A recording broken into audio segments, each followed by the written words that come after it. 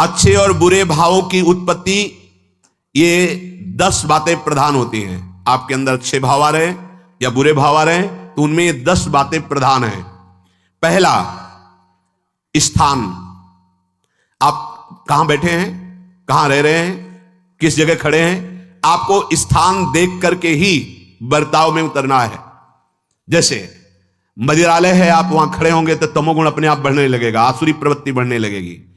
ऐसे ऐसे जिस स्थान पर खड़े होने से, देखने से, बात करने से हमारी वृत्ति बिगड़ रही, उस स्थान का तत्काल त्याग कर देना चाहिए, वहां से हट जाना चाहिए।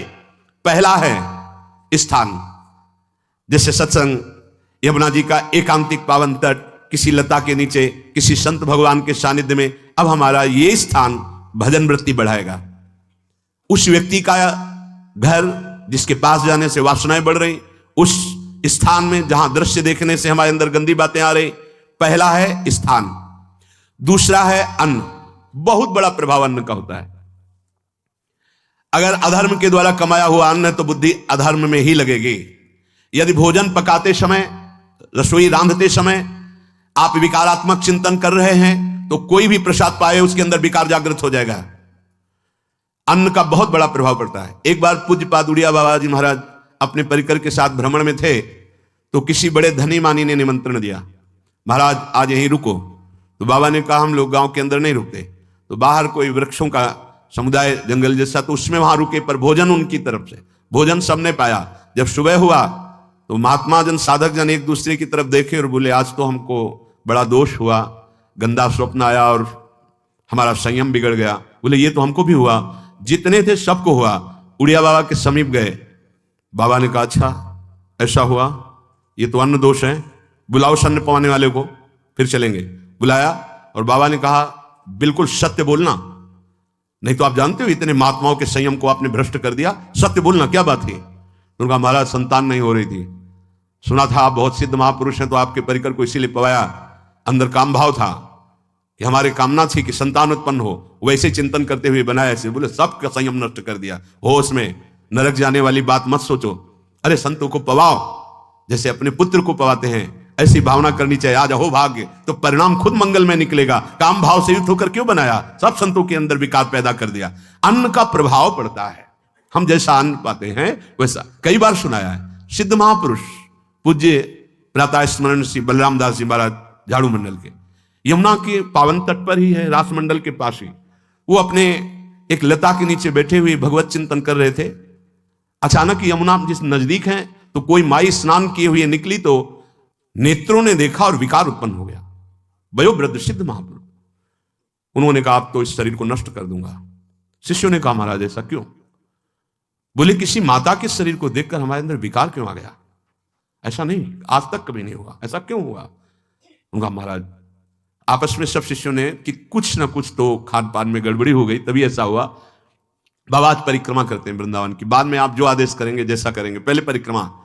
वृंदावन की परिक्रमा का बहुत बड़ा प्रभाव। जब कभी मन आपका ऐसा विक्षिप्त हो, परेशान हो, तत्काल परिक्रमा प्रारंभ कर देना, नाम जप करते हुए। आप देखना परिक्रमा पूरी होते होते शांति हो जाएगी।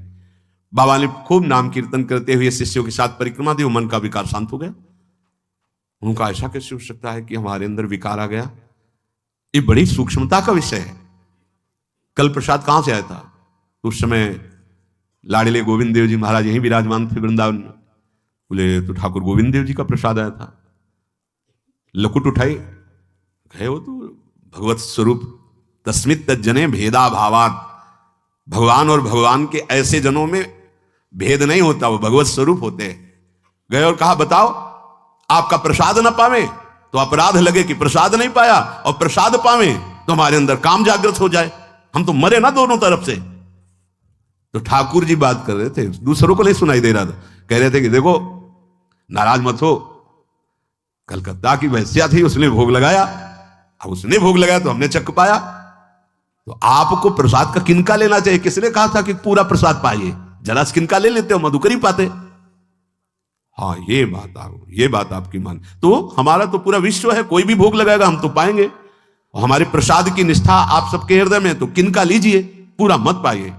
सोचिए, भगवद अर्पित प्रसाद और वृत्ति, भगवान ने आदेश किया किनका पाओ, माधुकरी मांग के खाओ। यहां वर्णन कर रहे हैं, यदि हम अन्न थोड़ा भी हमारे अंदर दूषित चला गया, तो जब कभी ऐसी विकार की भावना हो, आपके अंदर विकार बन रहा है, तो खोजिए।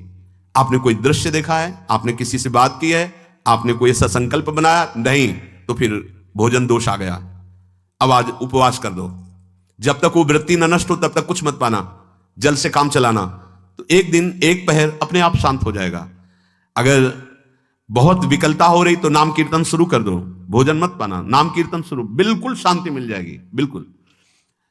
और ये तो उदाहरण महापुरुष इसलिए देते कि हम सावधान रहें। हमारे अच्छे भाव या बुरे भाव में ये 10 बातें बहुत प्रभाव डालती हैं। पहला स्थान, दूसरा अन्न, और तीसरा जल।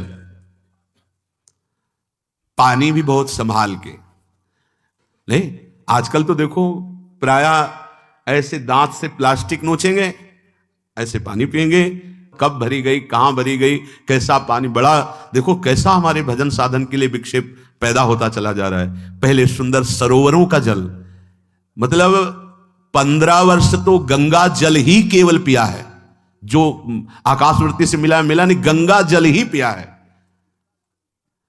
कुआं का जल, फिर आया हैंडपैप का जल, अपवित्र होने लगा। हैंडपैप में जो वाशर, अगर वो कहीं चमड़े का पड़ा हुआ है तो अपवित्र जल हो गया। अब हैंडपैप का भी अंतर ध्यान स्वरूप हो गया, अब तो नहीं दिखाई देता। अब रह गया है मोटर से निकले और फिल्टर में जाए, वो मशीन जो फिल्टर करती पानी को, आरओ, उससे। अब वो जिनके पास है तो है, नहीं तो परिक्रमा लगाया हो, आपको पानी पीने को नहीं मिलेगा। देखो कैसा समय आ गया। भोजन, पहले कोई दगाबाजी भोजन में तो नहीं करता था। गांव में जब जिसके यहां दूध बेचा जाता था ना, उसको बहुत लघु दृष्टि से देखा है, गाय माय एक बराबर होती है, ये दूध बेचता है। 10-5 किलो मठा तो आप ऐसे मांग के ले सकते थे, अगर अड़ोस पड़ोस में वो मठा मिल जाएगा। जब कोई उत्सव होता, फ्री दूध 100, 200, 500 किलो पूरे गांव के सब दे देते, कोई ऐसे बेचता था। अब दूध नहीं, जब बूढ़े लोग बैठते थे कहते थे पानी बिकेगा आगे चल के। आज पानी बिक रहा है, नहीं बिक रहा, पानी बिक रहा है। हमें लगता है सबको ही पैसे से ही पानी है, वो बोतलें नीली नीली नहीं, इतनी बड़ी बड़ी बिकती, उन्हीं से पानी पिया जा रहा है। आगे और समय जल का प्रभाव पड़ता है। जैसे हम गंगा जल पीते थे, सही कहते हैं, कई दिन जब भोजन नहीं मिलता तो पूरी पौष्टिकता गंगा जल से मिलती थी। गंगा माता के जल से ऐसा लगता था मानो हम परम पावन अमृत पान कर रहे हैं, सारी पौष्टिकता मिलती थी। कुएं का जल अपने आप में पौष्टिकता से युक्त होता है, जो हमें चाहिए। आज देखो जल की समस्या हो गई, पवित्र जल पीने के लिए हम तरस रहे हैं। कहां है जल और कैसे मिलेगा जल? या तो आप पैसे वाले हो तो आप खरीद करके पीजिए, नहीं तो अब वो जल नहीं रह गया कि कुएं से निकाला पी लिया या सरोवर से पी लिया, या कैसा दुर्भाग्य है। जल का बहुत बड़ा योग है साधना में। जैसे स्थान का तो परम पावन वृंदावन धाम, अन्न का तो अब हम भगवत प्रसाद पाते हैं, तो जल का बहुत बड़ा योग है। आज दूषित होता चला जा रहा है, क्योंकि अब हाथ की बात नहीं रह गई है कि आप सुंदर कुआं से जल लें या सरोवर से जल लें या आप नदी से जल लें। स्वामी जी के लिए लिखा हुआ है कि रोज यमुना स्नान और रोज यमुना जल ही पान। हमारे वृंदावन के समस्त भगवत स्वरूपों का स्नान यमुना जल से ही होता था, हो रहा है और होता ही रहेगा। बिहारी जी के लिए आज भी कलश में भरकर यमुना जल ही जाता है। तो वो कपड़ा से ऐसे ढक के जब हम 2 बजे परिक्रमा देते थे तो एक महाभागवत है, वो किसी को छूते नहीं, दूर से कहते छूना मत, बिहारी जी के लिए जल जा रहा है स्नान के लिए बिहारी जी का। फिर चौथा है आपका परिकर, जहां पर रह रहे हैं वो समुदाय, चाहे परिवार हो या आप समुदाय, वो कैसा है, रजोगुणी है, तमोगुणी है, सतोगुणी है या त्रिगुणातीत भागवती का है, उसका प्रभाव पड़ेगा। 5वां है आपका पड़ोस, आसपास वाले घर, जैसा है वैसा प्रभाव पड़ेगा आपके ऊपर। पड़ोस निंदनीय है तो बंधन से युक्त होना पड़ेगा। लंका के पड़ोस में रहने के कारण अगाध महिमा वाले समुद्र को बांध दिया गया, रघुनाथ जी ने पुल बांधा और दंड देने के लिए तैयार हो गए थे सरकार, अग्निबाण संधान कर लिया था, पड़ोस के कारण ही तो ना, पड़ोसी रावण था। इसीलिए आस पड़ोस का बड़ा प्रभाव पड़ता है। फिर अगला है दृश्य, इस पे बहुत सावधानी की जरूरत है। ये मोबाइल भगवान चल गए हैं, बहुत विस्तार से चल गए हैं। अब कोई छोटा मोबाइल रखना नहीं चाहता, सब वो स्क्रीन वाला रखना चाहते, टच मोबाइल। दृश्य से बचो। बच्चों, जवानों, बूढ़ों, सबकी वृत्ति जो माया आकर्षित करती, जो दृश्य हम देखने के लिए अंदर से उल्लसित है, वो मोबाइल में सब है, चाहे भागवतिक और चाहे सांसारिक। तो भाई देख लो, गुण दोष में संसार है। अगर आप दोष ग्रहण करना चाहते हो तो दोष ले लो, गुण तो गुण। बहुत बहुत खतरनाक विषय है और बहुत लाभदायक विषय है। किसी संत की वाणी एक बार समझ में नहीं आई, अगर हम 10 बार सुने तो समझ में आ जाएगी। ये लाभदायक है। कभी कोई किसी से बात करनी, पहले जाए तो पोस्ट कार्ड चलते थे, एक कार्ड, वो 15 पैसे का इतना बड़ा वाला आता था, 25 पैसे का बंद वाला लिफाफे में आता था, नीले नीले कागज का 15 पैसे वाला कार्ड। उसमें चिट्ठी जाती थी महीनों में। कभी यहां 1 मिनट में अमेरिका से बात कर लो, कितनी बढ़िया बात हो गई। उसका दुरुपयोग ना करो। अब हमारी इतनी चंचल वृत्ति है कि दुरुपयोग करने के लिए उत्साह बढ़ जाता है। बोले अब सब काम हो गया है, अब एकांत सेवन कर रहे हैं, अंदर से सिटकिनी बंद और मोबाइल भगवान का संग शुरू। 2-4 मिनट सत्संग और अच्छे दृश्य देखे, फिर बगले में वहां सब होता है कि आप बस उसको ऑन कीजिए, फिर जो मनोरंजन शुरू होता है, फिर उपासक मिटिया मेट हो जाता है। ये बहुत सावधानी की बात कह रहे हैं। वैसे हमें लगता है यदि आप कोई बड़े कार्य वाले ना हो तो छोटा मोबाइल रखे तो अच्छा रहता है। तो इसलिए ये एक ऐसा कलयुग भगवान ने रचा है कि बचा पाना बड़ा मुश्किल है। इससे वृत्ति को बचाओ, जो बचा ले गया वो आगे साधना कर सकता है। बहुत सावधान बच्चों।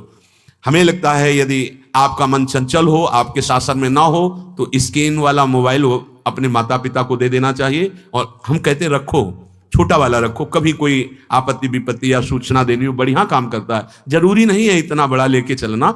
हाँ, अगर आपको बहुत राजकीय विभाग के कार्य हैं तो बात अलग है कि कौन सी सामान कहाँ कैसे, तो वहां से वीडियो भेज रहा है, वो चेक कर रहा है, यस हाँ ठीक है अब चलाओ। अपने को क्या काम है? सत्संग अगर सुनना है तो सत्संग सुनने के अलग यंत्र आते हैं, चला दो उसमें। वो इतनी बड़ी लगती है, उसमें चिप, पेन ड्राइव ऐसे लगा दो और सत्संग सुनो। जरूरी वो दृश्य वाला रखो। यहां कह रहे दृश्य, अगर गलत दृश्य देखा तो बावरे बन जाओगे और अच्छा दृश्य देखा तो भगवान के मार्ग के पथिक बनोगे। तो देखो, अच्छे दृश्य में भी दोष दर्शन की वृत्ति की गुंजाइश है। जैसे कोई लीला हो रही है, लीला के पात्र, जैसे हमारे ब्रजमंडल में रास लीला होती थी, ऐसे 12 वर्ष 13 वर्ष के लीला पात्र, सब नव किशोर, जहां भाव ही बने रोते रहो। अब वहां बड़े बड़े लीला पात्र हैं। अगर हमारी भावना शासन में नहीं है तो वहां हम अंग प्रत्यंग के दर्शन से हमारी हाव भाव वहां जो हो रहा है उससे हमारी वृत्तियां बिगड़ जाएंगी। जब छोटे छोटे लाडली लाल परस्पर खेलते हैं तो केवल आशीर्वाद देने को, रोने का मन होता है। अगर आप लीला भी देख रहे हैं तो बहुत सावधानी की जरूरत है, क्योंकि वो चिदानंद शरीर नहीं है, पांच भौतिक शरीर। हमारी दृष्टि पंचभूत में लगी हुई है। नाम जप करो, लीला गायन करो, फिर देखो जो लीला, अरे यही जीवन का परम सुख मिलेगा। सच्ची मान लीजिए। बस हम बार बार ये कहते हैं मोबाइल का सदुपयोग कीजिए, दुरुपयोग नहीं। मोबाइल बुरा नहीं, उसका प्रयोग बुरा है। दृश्य और साहित्य, वैसे ही मनोवृत्तियां फिसलने वाली हैं। और जब ये आ गया कि फिसलाने में कितना लाभ है तो ऐसा कोई साहित्य और आलोचना, ऐसी कोई वार्ता ना करे जिससे हमारे अंदर गंदे भाव आवे। यदि अच्छी चर्चा करते हैं तो अच्छे भाव आते हैं। देखो अभी ऐसी कोई भावुक चर्चा होने लगे तो सबका हृदय द्रवित हो जाएगा, और गंदी चर्चा हो तो हमारा हृदय विकार युक्त हो जाएगा। और कार्य, आप जो कार्य करते हैं उसका प्रभाव आपके मन के ऊपर पड़ता है। और उपासना, आप उपासना भोगों की करते हैं या योग की करते हैं, ये 10 से भाव बनते हैं और 10 से भाव बिगड़ते हैं। स्थान, अन्न, जल, परिवार, अड़ोस पड़ोस, दृश्य, साहित्य, आलोचना, आजीविका का कार्य और उपासना। यदि ये भागवतिक हुए तो आपके अंदर भगवत भाव बढ़ेगा, और यदि ये रजोगुणी तमोगुणी हुए तो आपके अंदर आसुरी भाव बढ़ेगा। इन 10 से सावधानी पूर्वक व्यवहार होना चाहिए। जैसे आस पड़ोस में है तो बड़ी सुविधा है, यहां कोई किसी से मतलब नहीं रखता, बगल वाला कौन है किसी से मतलब, ये बढ़िया है। ज्यादातर गांव में होता है, अपने यहां ये अच्छा है कि जैसे आप अपने कमरे में गए, किसी से कोई मतलब नहीं है, वैसे ऐसा ही जीवन रखना चाहिए। और उस पर ये ज्यादा जो व्यवहार मित्रता बढ़ाने वाला विषय, ये धाम में नहीं है, वृंदावन में ऐसा नहीं व्यवहार रखना चाहिए। आपके पड़ोस में कौन रख रहा है आपका परिचय नहीं होना चाहिए, कौन कौन रह रहा है आपकी जानकारी नहीं होनी चाहिए। नजर नीची की, अपने कुटिया में गए, अपने ठाकुर जी से मतलब, अपने भजन से मतलब, ना पड़ोसी को कुछ देना चाहिए ना लेना चाहिए। बात समझ लेना कि जैसे आज उत्सव है, उनको हम बुलाते हैं, वो हमारे यहाँ, ये व्यवहार यहाँ नहीं है। बनवासी हो, ठाकुर को भोग लगाया, और अगर आपको बांटना है तो बाहर निकलो, आधा किलोमीटर दूर ऐसी जगह बांटो जो तुम्हें राधे श्याम दोबारा ना बोले, फिर वो तुम्हें बुलाएगा, फिर वो बैठेगा, फिर प्रपंच की बातें होंगी, निंदा स्तुति की होंगी, फिर बड़ी संगोष्ठी होती है, पता चलता है। क्या फायदा ऐसे जीवन से? आप वनवासी हो, समय एकांत में दीजिए, अपनी कुटिया में बैठिए, नाम जप कीजिए, निकलिए, सत्संग सुनिए, ठाकुर दर्शन कीजिए, परिक्रमा कीजिए, फिर अपनी कुटिया में। ज्यादा व्यवहार में नहीं उतरना चाहिए, ये वनवास है, वृंदावनवास। सत्संग का सेवन, रजोगुण तमोगुण का त्याग, तो दुष्संग से आप बच जाएंगे। दुष्संग से बचने का मतलब है काम क्रोध मोह स्मृति भ्रंश बुद्धिनाश सर्वनाश कारणत्वात्। देवर्षि नारद जी कहते हैं, अगर दुष्संग का त्याग हो गया तो आप काम का, क्रोध का, मोह का, जो हमारी भगवत स्मृति का नाश कर देते हैं, जो हमारी बुद्धि का नाश कर देते हैं, जो हमारे सर्वनाश करने वाले हैं, इनका त्याग कर पाएंगे। कुसंग अगर हो गया तो इनका त्याग नहीं हो सकता, बहुत कठिन हो जाता है। भगवत संबंधी तत्वबोध होना या भगवत रहस्य लीला में प्रवेश पाना, जो अपनी इंद्रियों को भोगों में तृप्ति कराने की कोशिश कर रहे हैं, उनका चिंतन भोगों का ही होगा। तो कैसे तत्वबोध होगा, कैसे लीला में प्रवेश होगा? बस ध्यान देना है, कैसे हो पाएगा? क्योंकि जिस चित्त वृत्ति से भगवदाकार हमें वृत्ति करनी थी, वो तो हमने भोगों के चिंतन में लगा दी, भोग क्रियाओं में लगा दी। एक स्थिति होती है जब आपकी चित्त वृत्ति भगवदाकार हो गई है, तो व्यवहार में रहते हुए भी विषयान ग्रहणंत मुंचंत वा, खान पान, उठना बैठना, है सब बाहरी क्रियाएं हो रही हैं, अंतर से वो अपने आराध्य देव में सदैव स्थित रहता है। उसका परिचय आपको जब ऐसे महापुरुष का सानिध्य मिलेगा, तो आप विषय सेवन करते हुए भी निर्विषय रहेंगे। आपके अंदर विषयों की प्रियता नहीं रह जाएगी, आपके अंदर एक प्रबल वैराग्य, ऐसी धारणा बन जाएगी, कुछ नहीं, कोई भी तुम्हें प्रभावित नहीं कर सकता। यद्यपि खान पान हर्ष आदि की सब व्यवहारिक वृत्तियां हैं, पर उस महापुरुष का प्रभाव ऐसा होगा कि आपका हृदय निर्विकार हो जाएगा। और बहुत ही त्याग की सब बातें की जा रही, लेकिन हृदय भी सही है, तो संग से विषय रंग बढ़ जाएगा। ये देखा गया है। हृदय अगर निष्प्रिय है, जिसका हम संग कह रहे हैं, तो उसका परिणाम निष्प्रिय निकलेगा। व्यवहार में कुछ भी हो, निष्प्रियता ही आपकी बढ़ेगी, निर्विकारता बढ़ेगी, क्योंकि उसकी स्थिति का संग हो रहा है, उसका प्रभाव पड़ रहा है। तो सर्वनाश की जड़ है विषय चिंतन। यह बहुत बड़ी बात है, विषय चिंतन सर्वनाश की जड़ है। यहां विषय भोग नहीं कहा, क्योंकि चिंतन का परिणाम भोग है। पहले चिंतन होता है, साधक ध्यायतो विषयान पुंसः संगस्तेषु उपजायते संगात् संजायते कामः कामात् क्रोधो विजायते क्रोधात् भवति सम्मोहः सम्मोहात् स्मृति विभ्रमः स्मृति भ्रंशात् बुद्धिनाशो बुद्धिनाशात् प्रणश्यति सर्वनाश। कैसे हुआ? ध्यायतो विषयान पुंसः, विषयों का चिंतन। इसीलिए अनन्यस् चिन्तयन्तु माम भगवान आदेश करते हैं। विषय चिंतन ना होने पाए, बिना चिंतन किए आपको कोई भी सुख नहीं मिल सकता। आप देख लीजिए, जगत के किसी भी भोग का सुख नहीं मिल सकता। चिंतन से ही आपको सुख की अनुभूति हो रही है। अगर आप चिंतन ना करें तो आपको कोई सुख नहीं मिलता। आप चिंतन उसका घसीट लिया गया, अगर सुख होता तो भोग में मिल जाता, नहीं मिला। क्यों? कि बोले चिंतन नहीं। किसी को किसी गाढ़ विषय के चिंतन में फंसा दे, फिर उसके सामने भोजन रख के खीर में नमक डाल दे, सब्जी में चीनी डाल दे और गाढ़ विषय में फंसा दे, तुम्हारा लड़का जो अकेला था वो ऐसा ऐसा दुर्घटना हो गई, वो अस्पताल में, अब जल्दी से भोजन पाओ और निर्णय बताओ। वो बिल्कुल नहीं बता पाएगा कि खीर में नमक था, सब्जी में चीनी थी। उसका चिंतन वहां फंस गया। अगर ऐसे चिंतन हमारा प्रियाजू में फंस जाए तो संसार के सब क्रियाएं होते हुए भी वो परमहंस है, वो विदेह है। चिंतन, हम लोग चिंतन में चूक कर देते हैं तो फिर क्रियाओं में हमको बंधना पड़ता है। नहीं, सच्ची माने कोई भी क्रिया उसे बांध नहीं सकती। तो क्या जिनका भगवत चिंतन होता है वो असत क्रियाएं भी करते हैं क्या? तो बोले जब चिंतन ही नहीं तो असत क्रिया कैसे हो सकती है? पहले क्रिया के असत चिंतन होता है। आप देखना, कोई भी कार्य पहले चिंतन होता है। इसीलिए यहां कह रहे हैं ध्यायतो विषयान पुंसा संगस्तेषु उपजायते। पहले, सबसे पहले विषय का चिंतन होता है। अगर विषय का चिंतन ना होने पावे तो आपको कोई फंसा ही नहीं सकता भोग, कोई भी भोग नहीं फंसा सकता। जहां विषयों का चिंतन हुआ तो संग की प्राप्ति, विषय भोग की प्रबल इच्छा, प्रबल आसक्ति, और वो जो चिंतन हुआ था वही आपको सुख दे रहा है। वही, वहां सुख नहीं है, आपके चिंतन का वहां सुख। जैसा चिंतन, अगर आपका चिंतन विक्षिप्त कर दिया जाए, एकाग्र ना होने पाओ तो किसी में आपको सुख नहीं मिलेगा, पक्का। अगर वही चिंतन सावई मना कृष्ण पदार विंदे हो तो कोई सुख है। गोपी जनों के पति भी हैं, पुत्र भी हैं, पूरे परिवार की सेवा करती हैं, और बड़े बड़े परमहंस उनकी चरण रज वंदना करते हैं। क्यों? क्योंकि उनका चिंतन भगवान का हो रहा है।